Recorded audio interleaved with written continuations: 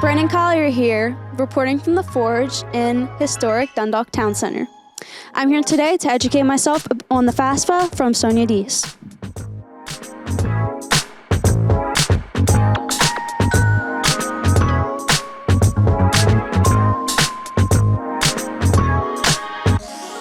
I'm Sonia. I'm the Housing and Financial Counselor here with Dundalk Renaissance. Thanks for agreeing to speak with me about my FAFSA. So I guess the first thing when you're thinking about filling out the FAFSA, the very first thing you want to do is gather all your necessary information. So you're going to need your social security number, more likely your parents' social security number.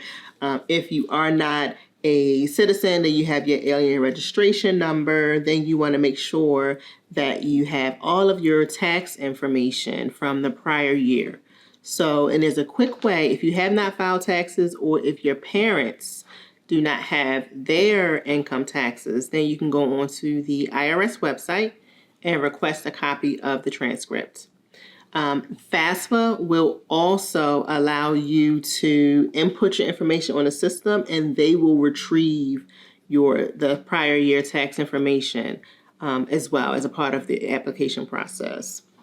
Then you want to make sure that you have your account information. So how much money you have in your checking, savings, or any investment accounts. Because what is the purpose of FAFSA? Financial support. Exactly. So they want to determine what your financial need is based on your information or even your household information. So you want to make sure that you have your application completed. They were set for 2024-2025 school year. Application will start in December. And you have until June 30th, 2024 to complete this, so that way the Department of Education can determine what your financial need will be for that upcoming school year.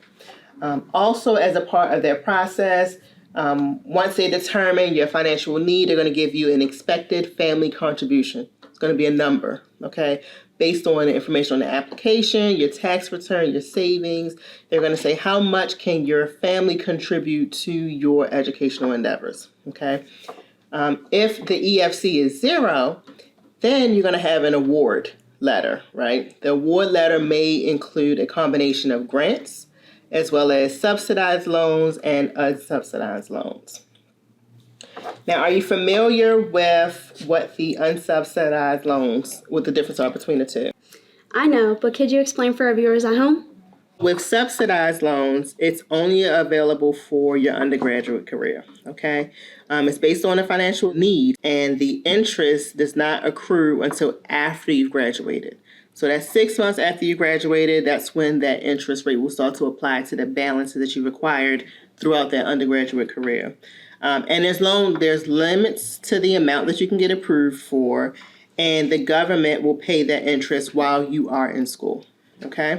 Now, unsubsidized can follow you on to your graduate endeavors. So it can be undergraduate or it can be graduate. There's also the interest. It accrues from the time that the loans have been dispersed. So if part of your loan package for your undergraduate career that you've accepted include a combination of unsubsidized loans, then you will start to accrue interest for those loans while you are in school. There's no financial need required for unsubsidized loans, and they typically have higher loan limits, okay? Usually, and for the undergraduate, they probably will give you a little bit more subsidized, so that way it's more financially beneficial for you as a student. Then, depending on the financial need, your parents may have to sign what's called a Parent Plus loan. What does a Parent Plus loan involve? They could be either a biological or an adoptive parent, and they are financially responsible for that loan just like you are. So their income, their credit history is all considered when they get approved for that loan. There's no payment required while you are in school. But when you graduate and you start to pay back that loan, then your parents are responsible for those payments being made on time as well, just as a means to making sure that... So we both pay? No, you don't both pay, but you both are responsible for the credit or the maintaining of that loan. Good question. Loans are money I have to pay back. So what's the difference between grants and scholarships? With the grants and scholarships, there's no interest, there's no responsibility for you to pay those back, right? One of the common grants are Pell Grants. Based on your financial need, you may have a portion of your financial aid package will include grants.